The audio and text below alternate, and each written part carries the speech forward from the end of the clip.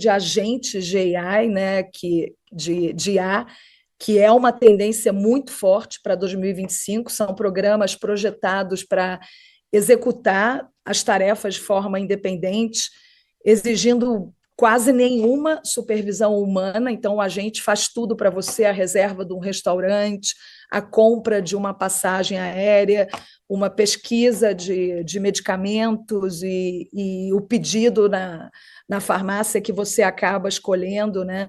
Então, eles conseguem interpretar informações e tomar decisões, né? Possibilitando um nível de automação mais complexo e mais sofisticado que a gente tinha.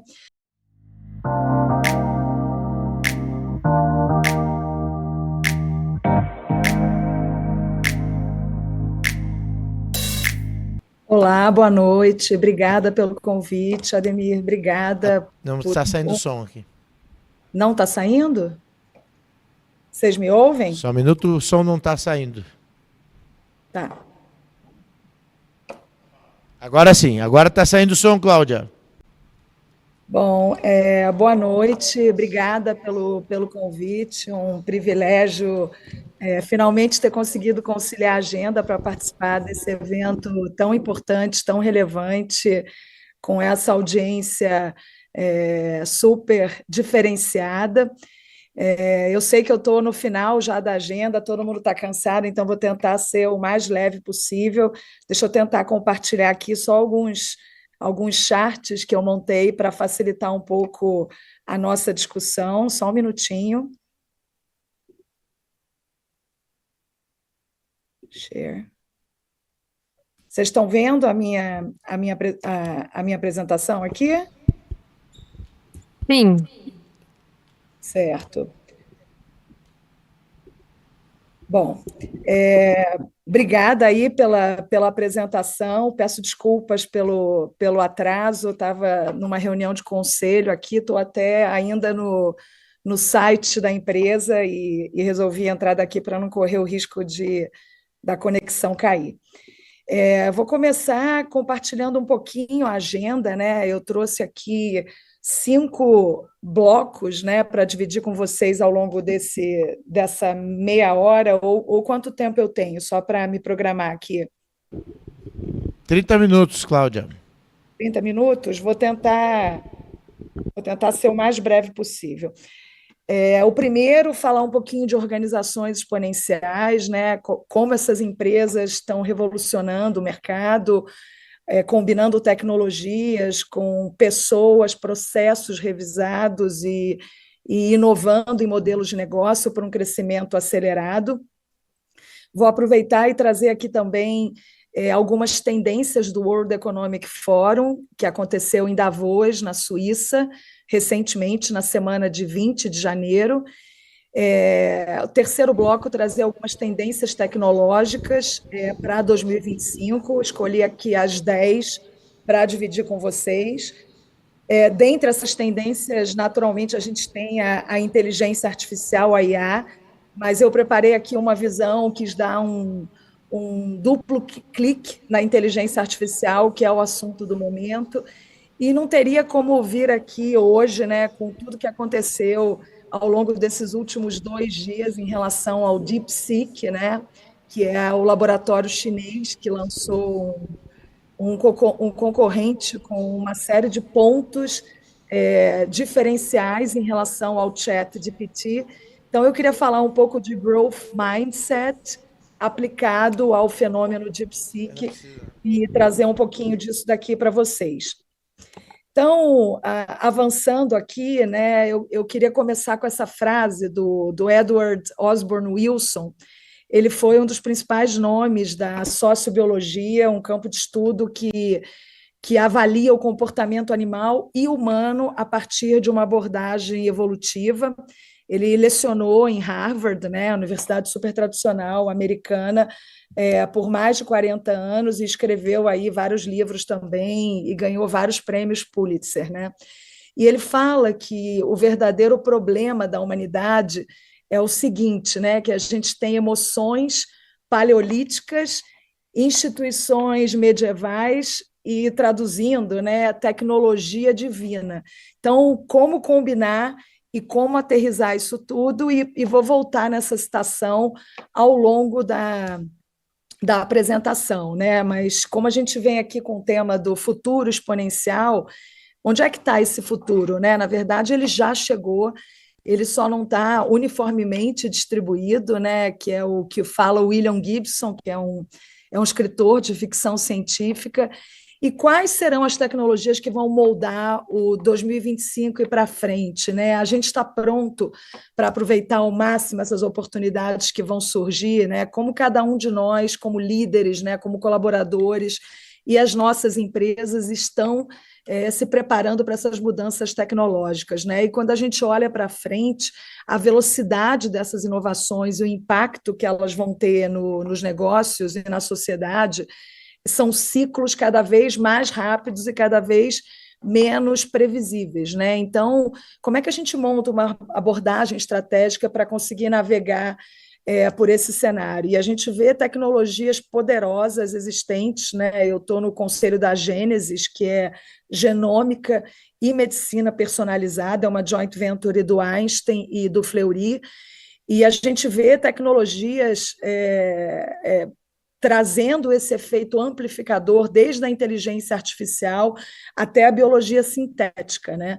Então, a gente tem os recursos à nossa disposição para poder criar realmente um futuro que seja um futuro mais benéfico para a humanidade. Isso vai depender muito menos, né, das nossas inovações e mais das escolhas que a gente vai fazer de maneira consciente e dos desafios que a gente vai decidir enfrentar como sociedade, né? Caminhando aqui para a parte de organizações exponenciais, e na hora que a gente olha, né,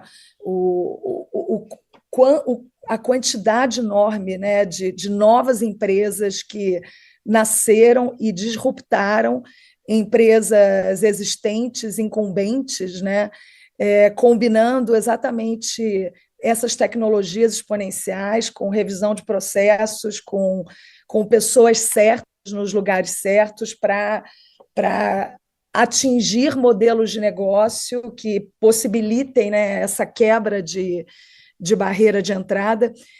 E a gente está vivendo uma era que a tecnologia vai muito além da eficiência e ela se torna a fundação dessas estratégias exponenciais, né? Se a gente pegar o exemplo aqui da inteligência artificial generativa, né? Inteligência artificial tradicional, as plataformas de inteligência artificial como serviços, né? A gente percebe um avanço muito grande nas capacidades das organizações, né?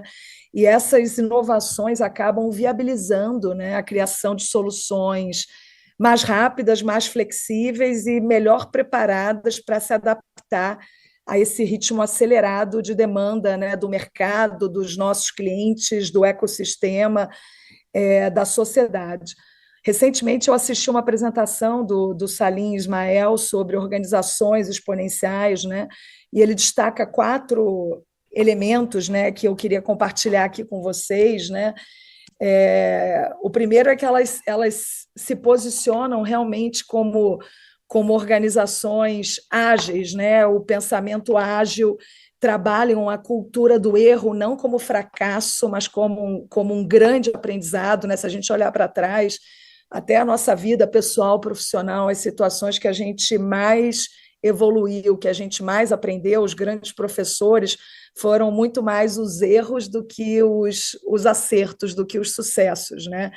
Então, essa cultura, ressignificar essa cultura do erro, não como fracasso, mas como aprendizado, é super importante. E vou trazer uma citação aqui, né, que a empresa, para viver para sempre, ela tem que morrer um pouco todo dia, que é mesmo você estando bem, né, você crescendo de maneira sustentável, lucrativa, né, e trazendo impacto positivo no segmento que você atua, né, é um momento de você parar para poder reinvestir no futuro em iniciativas de inovação, né? Uma pergunta que eu acho muito pertinente é o que pode matar o meu negócio daqui a 2 anos, daqui a 5 anos, daqui a 10 anos, né? E que eu, como empresa, eu como líder, eu como profissional, que eu possa me provocar e me desafiar no sentido de eu mesmo me reinventar e não acabar sendo disruptada ou morta por um novo incumbente que entra com uma outra visão diferenciada, né? E na hora que a gente olha os outros três elementos, a gente vê que muitas delas, né, focaram em ter uma governança de dados estruturada, eficaz, né, para permitir a extração de insights, né, transformar dado em informação e informação em decisões, né, em estratégias baseadas em dados. O outro elemento, elas trabalham com um nível muito grande de automação, então isso aumenta muito a eficiência e diminui a dependência, perdão, acabei adiantando aqui, diminui a dependência, né, da intervenção humana. E o último, parcerias tecnológicas, né, com outras empresas e com o ecossistema de uma maneira geral, como essencial para poder inovar a inovação e escalar as operações. Entrando agora no bloco seguinte, né, desse nosso bate-papo, que é um pouco do que foi discutido, né, e do que foi baseada a agenda do World Economic Forum em Davos, na Suíça, né? O evento aconteceu na semana de 20 de janeiro, o tema principal foi colaboração para a era inteligente, e um pouco antes do evento, o World Economic Forum, Fórum Econômico Mundial, ele publica um relatório chamado Global Risks Report, destacando riscos globais cada vez mais interconectados, né? Só para dar um pouco mais de contexto, né, esse relatório ele foi construído a partir da consulta a mais de 900 experts nas mais variadas áreas e segmentos da sociedade, para saber exatamente a opinião deles sobre os riscos mais sérios que a gente enfrenta hoje, nos próximos 2 anos e na próxima década. E aí eu queria dividir aqui alguns insights a partir dessas 33 categorias de risco analisadas, né?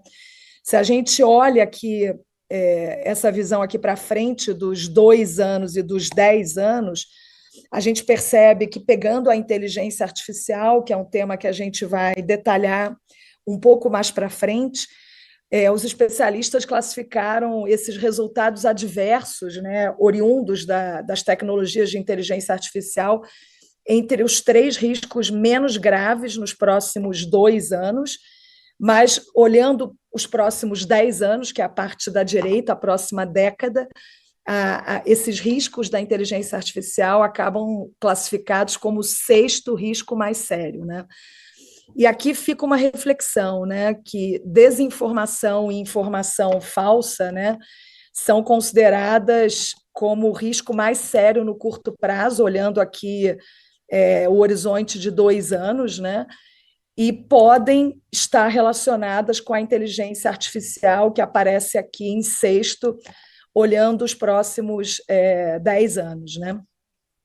Nos próximos 2 anos, os principais riscos trazidos pelo estudo são a desinformação e informações falsas, né, que eu acabei de comentar, eventos climáticos extremos e conflitos armados, né? E os especialistas também afirmam que conflitos armados são o risco mais sério para o próximo ano. Se a gente olhar essa visão daqui, ele aparece no curto prazo como o principal risco apontado, e o terceiro mais sério nos próximos 2 anos, a partir das tensões, desculpa, esse daqui, o terceiro mais sério nos próximos 2 anos, a partir das tensões geopolíticas, né, cada vez crescendo mais, né, e a gente está percebendo isso todos os dias, né, com o noticiário, enfim, o segundo governo Trump também, que acaba de assumir, né? Nos próximos 10 anos, acho importante pontuar que os 3 maiores riscos são todos ambientais, né? Eventos climáticos extremos, perda de biodiversidade, colapso dos ecossistemas, né? Além de mudanças críticas nos sistemas da Terra. E acho que vale aqui a curiosidade, a reflexão que a Organização Meteorológica Mundial confirmou ano passado, 2024, como o ano mais quente já registrado. Então, acho que a partir da leitura do relatório, à medida que a gente já tem mais insights do que rolou no Fórum Econômico Mundial, fica claro que para um futuro mais inteligente, um futuro mais resiliente, essa conexão e colaboração serão fundamentais, né, entre os parceiros do ecossistema, né, com as pessoas, com o futuro, e a gente vê isso como um desafio, né, olhando um pouco todo esse desenho geopolítico que a gente vê com essa nova dinâmica de poder. Vou fazer a ponte agora para toda essa parte de tendências tecnológicas, né? E como todas as empresas, em certa medida, né, acabaram se tornando empresas de tecnologia, né? É importante que todos os líderes e cada um de nós, né, também se tornem líderes de tecnologia no sentido não de serem experts, mas de entender, né, ter uma visão macro do que está acontecendo e como isso pode impactar o seu negócio, a sua indústria, né, e o ecossistema onde a empresa atua, né? Então, eu trouxe 10 tendências tecnológicas, né, que o Gartner anunciou como as principais tendências, né, para esse ano, para 2025, que devem, né, possibilitar novas formas de inovação e contribuir nos principais desafios, né, que as organizações e a sociedade enfrentam atualmente. E eu dividiria em 3 categorias, né? Toda a parte de imperativos e riscos da inteligência artificial, novas fronteiras da computação e a questão da sinergia homem e máquina. Então, eu dividi elas aqui em 3 charts. Nesse primeiro, estou trazendo aqui toda a parte de agentes de AI, né? De IA, que é uma tendência muito forte para 2025, são programas projetados para executar as tarefas de forma independente, exigindo quase nenhuma supervisão humana, então o agente faz tudo para você, a reserva de um restaurante, a compra de uma passagem aérea, uma pesquisa de medicamentos e o pedido na farmácia que você acaba escolhendo, né? Então, eles conseguem interpretar informações e tomar decisões, né, possibilitando um nível de automação mais complexo e mais sofisticado que a gente tinha.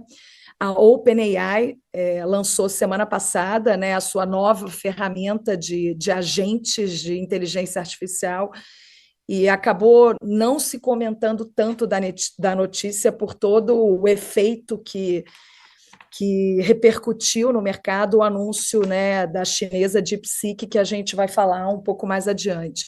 E só para dar uma perspectiva quantitativa, né, o Gartner acredita que até 2028, ou seja, daqui a 3 anos, 15% das decisões de trabalho já serão realizadas por agentes de inteligência artificial. O segundo são as plataformas de governança de inteligência artificial, que são soluções capazes de desenvolver, administrar e aplicar todo o processos e diretrizes, né, para um uso responsável da inteligência artificial, com transparência, com confiança, com responsabilidade, com ética.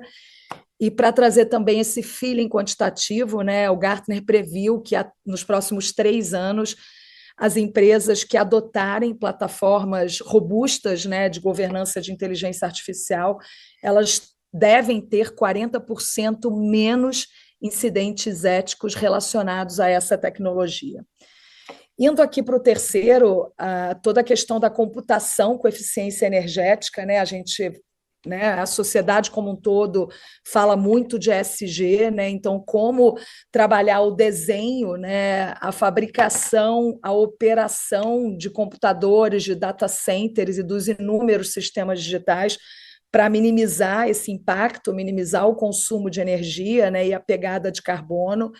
E aí entram várias tecnologias novas, né, para poder contribuir, né, toda a questão da computação neuromórfica, a computação quântica, né, que traz o paradigma de que o dado, né, ele não é binário, ele não é 0 ou 1, é como se você rodasse uma moeda e o bit, né, ele pode ser qualquer estado dessa moeda rodando. Então, é um outro paradigma, é uma outra forma de resolver problemas, né? E tem toda a preocupação que a gente vai fazer no chart seguinte, que quando a computação quântica for uma realidade em escala, os algoritmos de segurança de criptografia poderão ser quebrados.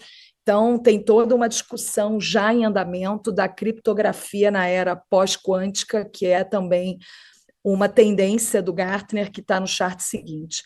Só para concluir esse, né, o último aqui desse chart é a computação híbrida, então como você combinar várias tecnologias e vários desenhos de arquitetura, né, para conseguir resolver, né, problemas e buscar soluções para desafios da empresa e da sociedade, né? E aqui entra toda a questão da computação em nuvem, né? A computação on-premises, na nuvem de vários provedores, inteligência artificial, como gerenciar isso de uma maneira eficiente, né, e eficaz. Caminhando aqui para as próximas três tendências, né? A segurança contra a desinformação, né? Isso apareceu diretamente conectado, né, no relatório do Fórum Econômico Mundial. Então, como você ter tecnologias que te permitam identificar se a informação é confiável, né, se não é uma fake news, e como é que você assegura a integridade, né, da informação, a autenticidade e monitora a propagação de conteúdos, né, que acabam só gerando efeito nocivo, né, e aumentando essa polarização que a gente vive como sociedade, para também dar um feeling nos próximos, em até 3 anos, 50% das empresas, segundo o Gartner, devem começar a usar produtos, serviços ou recursos projetados para enfrentar esse desafio. A criptografia pós-quântica, né, que eu comentei, a previsão do Gartner também até 2029, ou seja, em até 4 anos, é que esses avanços podem tornar, né, as criptografias convencionais inseguras. Então, com o advento da computação quântica, então as empresas já estão se antecipando, né, nessa discussão para proteger os seus dados sensíveis e confidenciais, né? Isso é uma agenda super relevante, por exemplo, no sistema financeiro, para os bancos, né? E de novo também, né, relacionado a toda a questão do meio ambiente, né, que a gente comentou, essa inteligência invisível ambiental, ou seja, sensores de baixo custo, IoT, que viabilizam esse monitoramento em larga escala, né, e permita rastreamento, detecção de itens em tempo real, com custo mais baixo, para melhorar a visibilidade e eficiência operacional também para o segmento de varejo, segmento de logística, por exemplo. Caminhando para as últimas 3, né, das 10 tendências que eu comentei que compartilharia aqui do Gartner para 2025, tem todo o conceito da computação espacial, né, o uso da realidade aumentada e virtual para aprimorar processos industriais, né, em manufatura, em logística, criando ambientes de trabalho tridimensionais. A gente fala muito dos gêmeos digitais, né, digital twins, onde você consegue simular, né, no ambiente digital operações que seriam muito complexas no ambiente real. Toda a questão de robôs polifuncionais, né, com múltiplas funções, e a previsão é que até o final da década eles sejam aplicadas, né, em áreas como serviços domésticos e industriais. E a questão do aprimoramento neurológico, né, tecnologias que interagem diretamente com o nosso cérebro humano, né, várias em fase de desenvolvimento que possam, né, ajudar a melhorar todas as funções cognitivas, né, e restaurar algumas capacidades perdidas, né? E aí, a partir dessas 10 tendências, né, a gente falou de inteligência artificial, mas antes de entrar aqui no DeepSeek, eu queria trazer uma visão um pouco mais detalhada, né, da inteligência artificial, e trazer alguns números aqui para ilustrar, né? O primeiro, dar uma ordem de grandeza para vocês, né? É o mercado multibilionário, né? O mercado global de inteligência artificial, ele deve chegar até passar de 400 bilhões de dólares até o final de 2027, segundo a Markets and Markets. A IA já deixou de ser uma promessa de futuro, né? É uma realidade, tem inúmeros casos de uso, né, em várias indústrias que impactam as nossas vidas, né, e soluções já transformando vários setores, e segue em fase de expansão. E muitas vezes esse progresso é intimidador, né, quando a gente está falando de tecnologia emergente, né, que desafia o status quo, a forma, né, como algumas atividades são executadas, né, foram executadas no passado e ainda são executadas nos dias de hoje. Então, quis trazer aqui outro dado para vocês, que, segundo a McKinsey, 72% das empresas ao redor do mundo, estou monitorando aqui só o tempo, já adotam alguma forma de inteligência artificial nas suas operações. Esse dado é de 2024, e só para vocês terem uma ideia, em 2023, esse índice era 55%. Então, a gente percebe uma trend positiva, e acho que fica a reflexão nossa aqui de como é que a gente questiona constantemente como usar a inteligência artificial no nosso negócio de uma maneira mais eficiente, na nossa vida cotidiana, né? E garantir que seja uma força também positiva, inclusiva, né, e os desafios possíveis de serem superados, né? Os agentes de IA, né, eu comentei do Operator, que foi o lançamento do ChatGPT, né, que vai executar de forma autônoma tarefas, né, do início ao fim. E a inteligência artificial, ela vem como um catalisador do PIB, né? Se a gente olhar a evolução do PIB mundial nos últimos 40 anos, né, ele saiu de um patamar de menos de 8 trilhões de dólares para quase 100, né?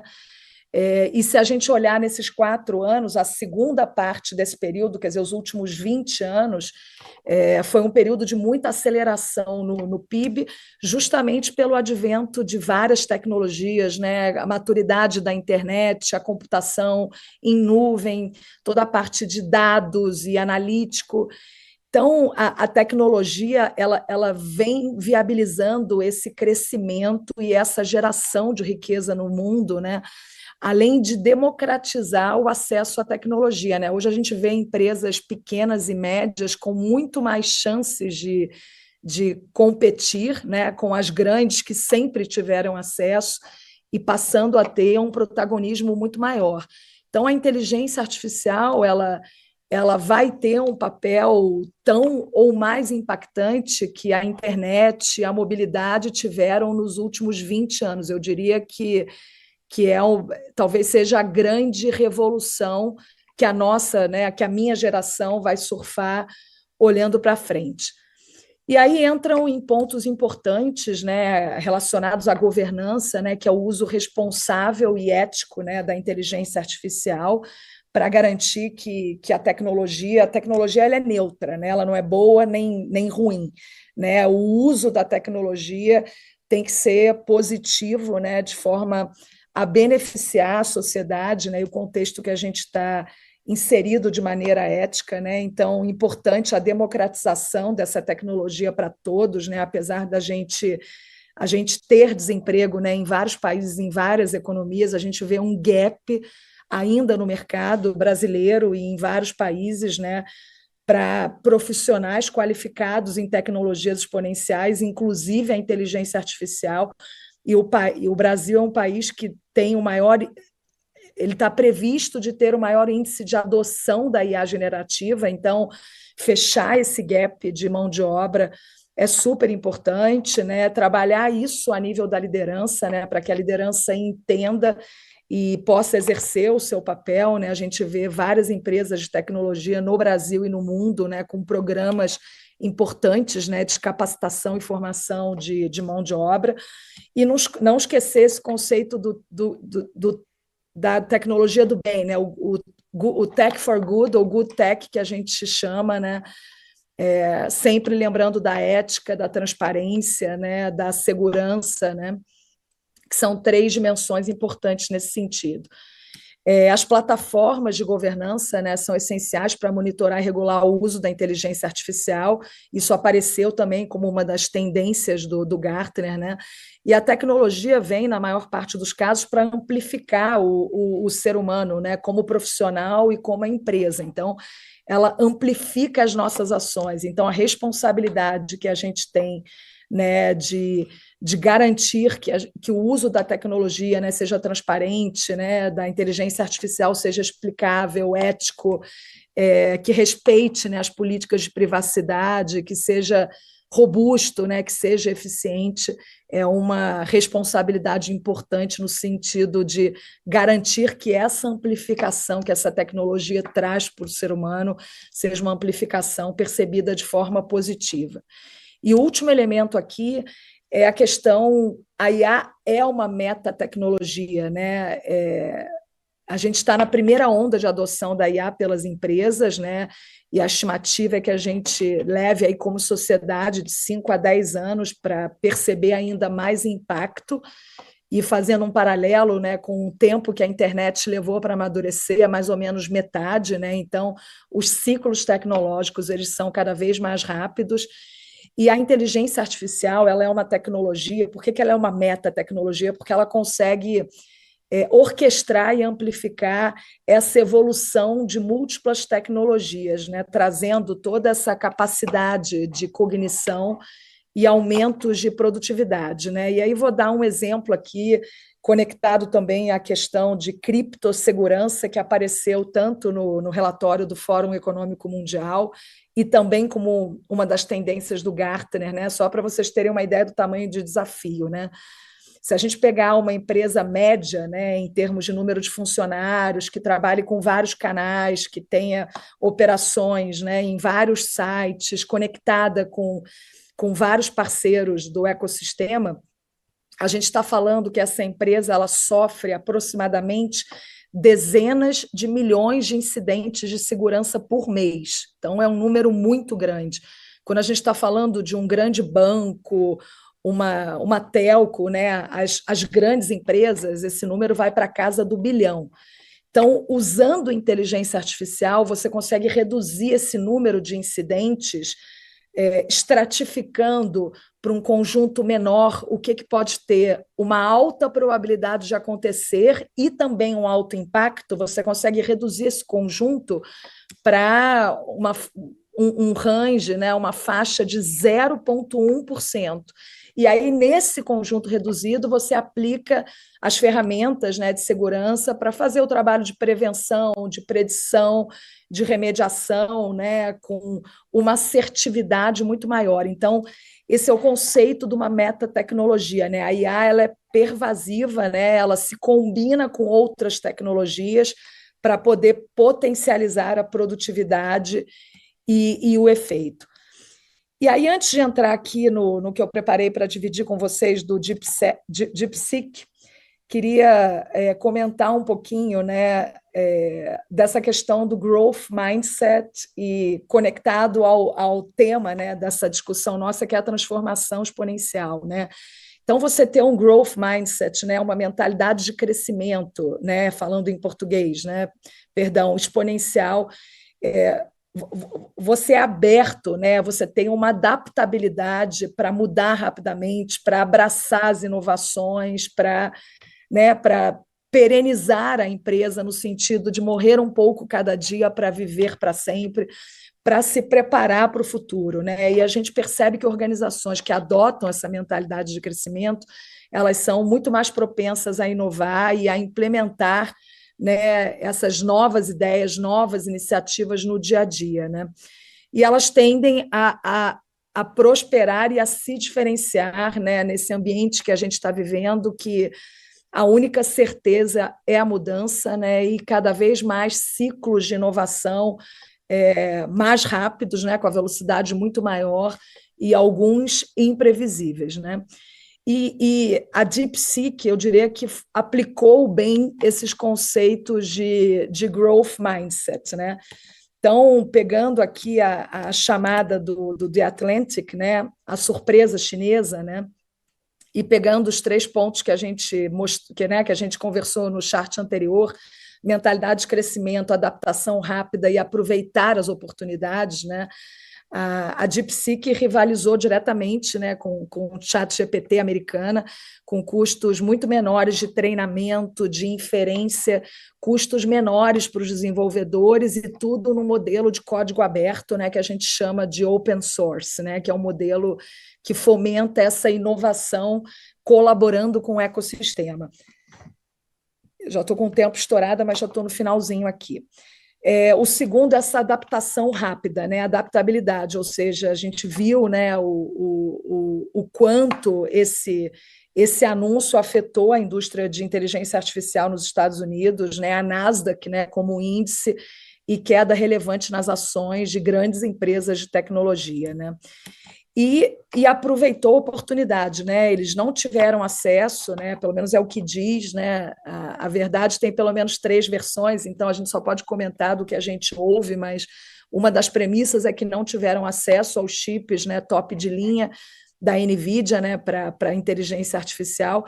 Então acabaram fazendo mais com menos, né? Que é uma grande receita de inovação, usando um outro modelo, né? E aí a gente vê que muitas vezes a restrição acaba forçando a inovação e levando, né, à criação de modelos diferenciados, né, e formas diferentes de resolver, né, o mesmo desafio, a mesma demanda da sociedade, né? E aqui, como está tudo conectado, fazendo uma referência também ao Fórum Econômico Mundial em Davos, né, que foi na semana de 20, ou seja, antes, né, desse anúncio do DeepSeek, o Ian Bremmer, né, ele fez uma declaração, né, dizendo, entre aspas, quando olhamos para a história da inovação, frequentemente encontramos avanços significativos vindo de lugares inesperados, especialmente quando as restrições forçam soluções criativas. A China não está apenas adaptando tecnologia, está reinventando como a tecnologia é desenvolvida, fecha aspas. Então, acho que todo mundo leu alguma coisa sobre DeepSeek. Já caminhando aqui para o final, teve uma matéria muito legal na Platformer, do Case Newton, que ele traz 4 razões para se preocupar com o DeepSeek e 4 ações para se sentir um pouco mais calmo. Nos 4 pontos de preocupação, vou comentar aqui rapidamente. O primeiro é que o plano de longo prazo pode ainda ser incerto, né? O CEO da DeepSeek, né, ele é oriundo de um fundo chinês, então o modelo de negócios ainda não é claro. Apesar de ser uma empresa focada, né, em inteligência artificial aberta e acessível, ela pode mudar a abordagem ou usar os dados do usuário, né, para outras finalidades, além da variável do governo chinês. O segundo ponto que o case traz é essa falta de proteção competitiva, né, dos grandes laboratórios de IA. Então, a DeepSeek acabou otimizando modelos desenvolvidos nos Estados Unidos, né, com hardware de uma geração anterior, de gerações anteriores, e isso acaba diminuindo essa vantagem competitiva, né, declarada pelo Ocidente, principalmente pelo atual governo. O terceiro ponto, né, que o case traz é que o sucesso do DeepSeek pode ser visto como uma corrida armamentista contra a China, né, e isso pode trazer um quadro de risco maior e estimular o conflito, né, incentivando mais investimentos militares e resistindo a algumas regulamentações. O quarto ponto que ele traz, e o último, né, é que a crença na IA como essa corrida contra a China pode acabar comprometendo a segurança, ou seja, se as empresas de IA acabarem abandonando essas preocupações com a segurança para ganhar velocidade a qualquer custo, aumenta-se o risco, né, de criar uma IA descontrolada, né, que foi um dos pontos também que a gente A gente conversou aqui no início, que foi apontado, inclusive, no relatório. E ele traz 4 pontos para acalmar, né, que o primeiro já era de se esperar, né, essa queda nos custos e nos modelos abertos, né, então que empresas de código aberto replicassem esse modelo dos grandes laboratórios e que o custo deve cair ao longo do tempo. O segundo, esse uso de investimentos, né, uso contínuo de investimentos em IA por empresas de tecnologia, ou seja, essa capacidade de computação disponível, ela pode ser usada para outras finalidades, para treinar modelos mais poderosos, explorar novas técnicas, né? E num extremo, imagina, né, você ter uma DeepSeek que você consiga rodar um modelo de ponta no seu laptop, né? A gente não está lá ainda, mas poderia ser um futuro de longo prazo. O terceiro, né, que tem medidas de controle de exportação em efeito, né, e isso poderia ajudar, né, a manter essa vantagem competitiva, né, sob a ótica do Ocidente. E a quarta é essa liderança contínua no sentido da inovação dos laboratórios, né, e das empresas de IA dos Estados Unidos, né, que seguem, né, avançando e anunciando novas funcionalidades e recursos, como é o caso dos agentes de IA, né, que foi anunciado pelo ChatGPT. E caminhando aqui para o final, né, trazendo as reflexões, acho que o primeiro ponto, né, em um mundo onde a inovação pode surgir, né, de onde você menos espera, adaptabilidade, né, e essa vigilância constantes, eu diria que são características chaves no sentido da perenidade, né, e da sobrevivência. A gente tem que estar questionando o tempo todo, né, como líderes, como conselheiros, né, as premissas, os modelos operacionais, né, e entender que não fazer nada, a inércia, pode trazer um risco, né? O segundo ponto, né, no final do dia, a gente está falando que as empresas acabam virando empresas de tecnologia, então aumentar, né, o nosso conhecimento em relação a todas essas tecnologias exponenciais que estão surgindo, de novo, não como experts, mas numa posição de C-level, entendendo potenciais oportunidades e desafios que pode trazer para a indústria que a gente está inserido, né? E aí, fechando aqui com 2 coaches, né, do Stephen Hawking, que inteligência nesse mundo que a gente vive, né, de ciclos de mudança cada vez mais rápidos, é a capacidade da gente se adaptar à mudança, né, que remete à questão da adaptabilidade, e o futuro pertence àqueles que se preparam hoje, né, para o que vai acontecer daqui a 1 ano, 2 anos, 5 anos, 10 anos. E com isso chego no final, queria agradecer aqui o convite e poder trocar com vocês ao longo desse horário. Vou ficar muito feliz da gente seguir essa conversa aqui no LinkedIn, segue meu perfil e fico disponível por lá também para dúvidas, para troca e para ouvir um pouquinho a visão de vocês também. Muito obrigada, pessoal.